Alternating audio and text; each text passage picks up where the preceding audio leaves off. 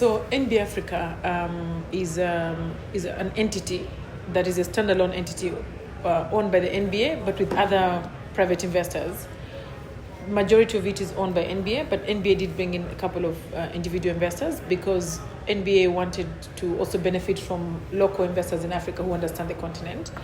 And so we have a couple of other investors. Helios, which is a private equity fund that does business in Africa, is one of our shareholders. We have some individuals like Ike, one of the founders of Access Bank. We have Tunde Folawiyo, who is a businessman from Nigeria. We have Obama. President Obama is also part of NBA Africa. We have Dambisa Moyo. We have Forrest Whitaker, the film star. So all these came together, and they own a minority of NBA Africa. Still, the majority is NBA. Now that's how we're set up as an organization, and we basically have two main roles, which is to grow the game of basketball, grow popularity of basketball, increase access to the game of basketball, and promote two brands. The NBA, so we represent the NBA in Africa in terms of selling access to the NBA products, watching live games, broadcasting, merchandise, etc. And then we also, on the other hand, oversee BAL. BAL is a subsidiary of NBA Africa. So those are the two things we do. NBA and BAL, we're in charge of both brands. Now, let me go one by one. NBA has continued to grow very much in the African continent. First of all, the games are played in the US. NBA games are played in the US. Okay. Among the 30 teams of NBA. But we are very happy as NBA Africa to see NBA players, 10% of whom come from Africa. 10%. That's 10%. about 50 players, yeah. It's about 50 players. People like Joel Embiid, Pascal Siakam, and many others. But we have an NBA Academy in Senegal that we host. The NBA Academy trains and develops the skills of basketball. And the measure of success is how many of those kids can actually go to the NBA to play, because that's the best available opportunity to play basketball on the continent. And the dream of anyone who's training kids to play basketball is to see that they qualify to go to the NBA. Now, on that, our NBA Academy is less than 5 years in Senegal. But NBA Academy, we've had our first graduate who was directly recruited to the NBA is called Ulrich Chomchi. He's playing for Toronto Raptors in Canada. So that for us, that was a moment of success because it was the first time that our graduates was good enough or so good that they could go to the NBA. But also what is interesting for us now is that we have two other young men who left our academy, transitioned through schools in the US, and now they are on the list of NBA draft that's coming up this year. And they're all expected to be one of the top picks, one of the best picks. Some even rank them among the top 10 picks, which really means they're really, really good. They're competitive globally for this year that draft is happening. So one is called Ruben Chinyelu, and the other one is called Ruben Chinyelu from Nigeria, and then the other one is Kaman Malwach from South Sudan. Now, not all of them play in the NBA, obviously, because NBA takes the very, very best globally. But some of them will go and play in college basketball. And many of the kids that have gone through many of the young boys, let me not call them kids, many of the young boys that have gone through our academy have gone to play professional basketball in college in the US. And as you know, the college system, the NCAA, is a very interesting place to play basketball as well. In addition, some of them go to play in the US, in Europe. Some of them go to Asia. Some of them play in the BAL, which is the league that we've also built here on the African continent. So talent in the NBA, talent globally is one of the ways we NBA Africa contribute through the academy that we have. But it's not just the academy. We have other ways we develop talent. So we have the junior NBA program. As of today, we've reached almost 20 countries.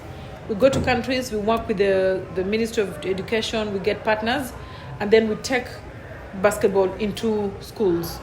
The most recent partnership we've done, I'll give you a few examples. Safaricom in Kenya. We have UM6P, which is a university in Morocco, part of OCP. We just launched also with them a school.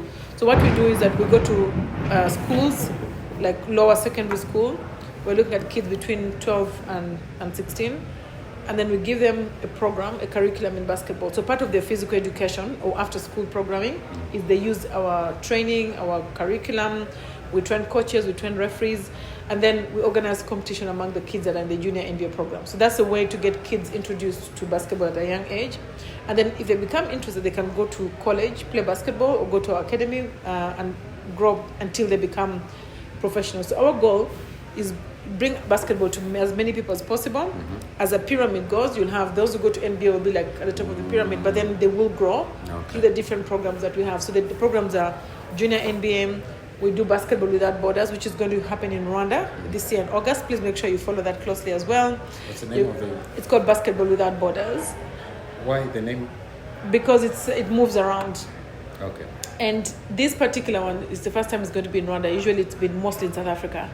We bring current NBA players and we identify and scout like the most promising talent across the continent. Last year we took about 100 of them. But before they come there, our scouts across the continent will have known them, seen how they play, and see that they have potential, and then bring them to meet to a camp. So they'll have a camp of a number of days. They will have coaches from the NBA directly. They'll have players directly from the NBA to really come and see where their potential is. Believe it or not, we've had some excellent talent that has come from that program. One of them that I like to tell the story of is Pascal Siakam. Pascal Siakam. Why? He plays for the Phoenix Suns now. Pascal Siakam used to play basketball just like everybody plays football or basketball, but he never really thought he would play basketball professionally. But then they could see physically that he had the ability. Yeah. And so they told him, do you want to go to South Africa for a Basketball Without Borders camp? And he's like, South Africa? He had just been admitted to become a pastor. So he was actually going to be a pastor of a church. And he was waiting for the term to begin so he can go and start in Cameroon. So he had to balance between a ball and the Bible. And then he told himself, since I have a sister who lives in South Africa, and these guys are going to pay for me to go and play basketball, let me go, see my sister, and then I can go and start my missionary. Then he was there, they looked at him, they're like, you have a lot of potential. That's how he got diverted into basketball. And now I was just watching before you came, him doing a press statement for the Phoenix Suns that he plays for. I hope he plays for everyone before he plays. Yes, he prays, I'm sure. Anyway, so that's a good example. Even Joel Embiid was discovered through the Basketball Without Borders. So it's a really important platform, and I can't wait to see Rwanda also experience that as well, because we've been doing it mostly in South Africa for the last few years. Anyway, so that's on the talent side. So that's one goal that we do as NBA Africa for NBA. The second is we also bring merchandise, NBA merchandise, to our fans. So now you're going to business. So we do have a lot of merchandise on that our fans want to access, and so we're also growing the footprint of how you can access merchandise on the continent. So we started by building NBA stores in South Africa. The major cities, Cape Town, Durban, and Sandton in Johannesburg, have an NBA store in the main What is malls. in there? What do you say? Basically everything. Everything. You can get, if you want LeBron James's jersey, you'll find it. If you want Steph Curry jersey, you'll find it. If you want shoes, you'll find them. Everything, just everything that is from jerseys to hoodies to T-shirts. Now we even sell BAL merchandise in those stores. You can buy them. What about content? So I'll come to content. Okay. So one way we make money is merchandise. And now we've also opened a store in Egypt. It's a corner store.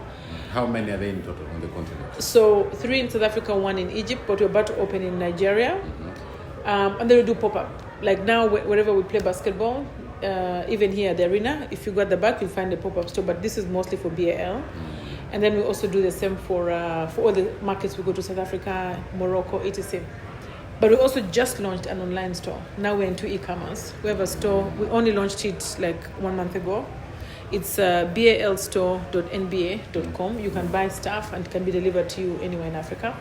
So that's the other way we are bringing merchandise close to the people. What informs the choice of location for the stores? I mean, it's mostly economics. Numbers. So we look at numbers, we look at... consumers in those particular countries, the numbers are high. Yeah, the number of consumers, but also purchasing disposable income. Yes. Purchasing power is very important as well. And also volumes. The other thing that informs is We don't usually own the stores. Or you franchise? We franchise. So we need a partner that has the capacity and the profile to really Manage run the it. stores at NBA standards. So that's the other consideration. So that's merchandise. The other thing we do is content. Yeah. Obviously, we play the sell. game of basketball. Yeah. So you need to watch our games. We want more people. Uh-huh. This continent has 1.5 billion people, most of whom are young. We want as many of those young people to watch the game of basketball. So what do? We sell media rights to mostly pay TV. In Africa, there are mainly two, DSTV Canal Plus and, and DSTV. And some of them we have partnership through our global media deals. Canal Plus, we have a deal for the continent, including BAL, that also shows the games. But in addition to that, we go from country to country and we negotiate free to air. For example, we have free to air deals with RBA. Now they're showing live games for BAL. We have many countries, National Media Group in Kenya. When we're playing in Senegal, we have a deal with the local broadcaster. So we have a number of free-to-air national televisions that work with us. But in my view, and I think NBA has said that a lot of times as well, the future is streaming. Yeah, of course. And That's what I wanted to ask. yeah. Online. Yeah, the future is streaming, especially for Africa, because many people have TVs There in are their more homes. gadgets in their hands than TVs in homes, Yes, or iPads or laptops. Yes. So, and I think with the telecom revolution that we've seen in Africa, that has made it easier for our people to So have you're digital considering consumption. tapping into that as well. We're looking at the future to tap that. Today, NBA Global has a deal with Amazon as a streaming partner, and we're also trying to see how we can bring that closer to Africa. But also look at other opportunities to stream. We think that's where the future is going, and we have a couple of projects and ideas that we're thinking about to tap into that. Look at soccer versus basketball. There's so much interest in the rest of the world. In soccer, watching football, European soccer. Yeah, but let me tell you what's interesting about. First of all, yes, it does show that the opportunities there because people are watching and people are paying to watch. But I think where we're excited about our own opportunity, especially for BL, because yes, we sell, as I said, we sell all the access to NBA, but when it comes to watching games, you have to watch it online because we don't play the games in Africa. But we replace that with, not replace, but we complement that with BAL. The games are here. More Africans than you can ever have go to watch a game in San Francisco or in New York.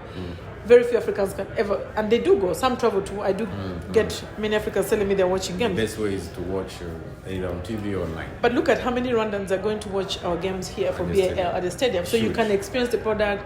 We can also monetize because you can sell advertising, and we do that. You probably see every year we have new partners that we bring on board.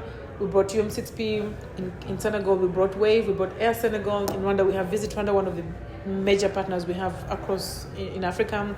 We have Rwandair, that's a partner.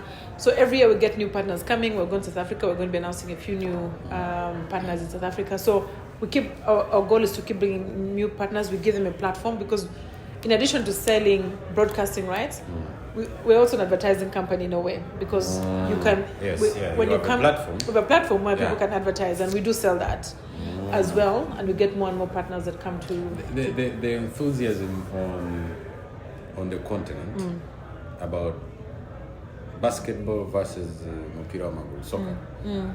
Where do you see the rating? We don't deny that football is very popular, not just globally but in Africa. But we're the second fastest growing game after football. Okay. And we want to continuously become a very strong number 2 game in Africa and in all countries. So that's what we're developing, just to get it closer and closer to what football is. But we do know that even in the US, NBA is the number 2 sports in many countries, but it's still a very big opportunity. And many consumers or fans in Africa like to do more than one sport. Today they're enjoying a game of basketball, tomorrow they're enjoying football, they follow, track and field, etc. So we want to give basketball that opportunity to be a very strong number 2 most popular sport in Africa. Just a second. Okay. Ratings. Do you do ratings? TV ratings. The only country that does that well is South Africa because of the infrastructure. But what we're doing for the rest of Africa, we do surveys. Yeah, so we can't say ratings versus which sports. Most data analytics and TV or don't do that, but we have data for only South Africa. We are in Rwanda. It's very important to mention Rwanda and the role of Rwanda in the business of basketball. What role does it play, and to what extent have you seen the country's effort in putting basketball to like a certain level of influence? We very much recognize the role that Rwanda played for us to be able to set up shop in Africa as NBA. Rwanda believed in our vision and built an arena very quickly because they knew that we were thinking of coming to the continent to bring BAL, and they knew that one of the constraints we had to overcome was infrastructure. And so Rwanda responded by building an arena in less than a year, which was really commendable. Rwanda, through their Visit Rwanda partnership with BAL, was one of we call them founding partners of BAL.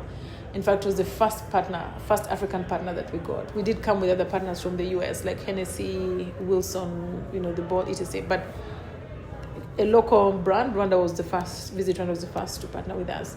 Rwanda also, in part of the partnership, agreed to host the first games. You will recall that our first season happened during COVID. And so we had a bubble, we had no fans in the arena because of COVID-19. But again, Rwanda raised its hand and hosted the games, all the season, the entire season happened in Rwanda. And Rwanda worked very closely with us to manage the COVID and the infrastructure, the testing, and it went perfectly well. There was no incident of transmission of COVID-19. And so for us, that kind of partner is a partner that we very much value. And we also see that many countries are getting inspired by what they see in Rwanda. We've had some countries come to visit Rwanda, and they tell us, we want to go and see how Rwanda does it, so we can also partner with you in You're lucky countries. The president is very supportive, right? He is, yes. The president has been very supportive. He comes to the games. He's come to all the last 3 days of games. I'm sure he's going to come for the rest of the games as well. That alone, I think, signifies that it's important for the country to have this kind of thing. But also, I think it's two ways. We're also contributing by bringing the games here. We just did a study that showed, we contributed $250 million to GDP in African countries, especially the ones $50 million in the first 4 seasons of BAL. And where is that coming from? It's an ecosystem of sports. So let's say we're here this week. This is my favorite story, by the way. We're here in Kigali this week. We've brought people. Each team has at least 15. Some of them have 20 staff that they bring. So they invest. So it's about 100. They spend the money. They come here. They're spending in hotels. They're staying in Marriott's in 4 Points. We went to Kozo the other day for the opening evening. We're here at the golf club. We have all these media people who are busy working. We have transport companies that are transporting people from one place to another. They all bought air tickets to come to Rwanda. The value chain is big. They are all buying internet so they stay, they're connected to their families. They're eating and drinking. All your food and suppliers, your drinks are all benefiting. This week, a lot of money is going to stay in Rwanda because BAL is happening here. And that's how we count the GDP contribution. Finally, tell me small things, metrics. On average, what would be the investment to pick someone from the stage you mentioned, the child, up to NBA? Well, just an idea. No, I think we don't usually like to share financial numbers and figures because there are many variables. If I'm a parent and I want to invest in my child, I need to have an idea what would it take for me to invest in my child. It would be similar to what you invest in a child to go to school, including going to postgraduate, tertiary. It's similar. What you'd pay in an academy, sports academy, will be similar to what you pay in other universities.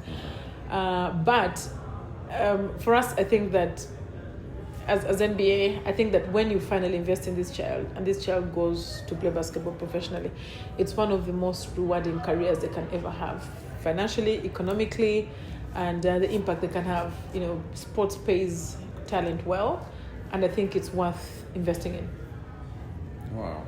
And as we go, I'm sure there are people who are looking and observing each and everything you do. The investors are happy with what you do. Could you give us an idea in the next 5 years where this industry will Growth. It's growth. What we're looking at for the next 5 years is growth on all the metrics, and we see that every year. That's what our shareholders expect to see, the numbers of people that are watching our games online, more and more, and we track that every year there's a growth, whether it's watching online, digitally, or on our app. We also have an app. It's called nba.com. Whether it's watching on TV, all that, we have to keep getting more and more partners to show our games more and more, and so we're measured on viewership. But also hosting the games. Now we have 4 countries. We see a future in the next 5 years where more countries can host games, and more countries hosting games, meaning more people coming to the arenas to watch, to buy tickets, and to watch games in those countries.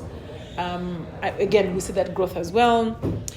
We want to see more merchandise in as many countries, not the 4 countries I talked about. Africa is 54 countries. So basically growing what we're doing from a few countries to maybe 10 countries, maybe 20 countries, and really get more Africans access, and those metrics going up. At the end of the day, the number one measure that we are measured on is how many people are watching our games. Okay.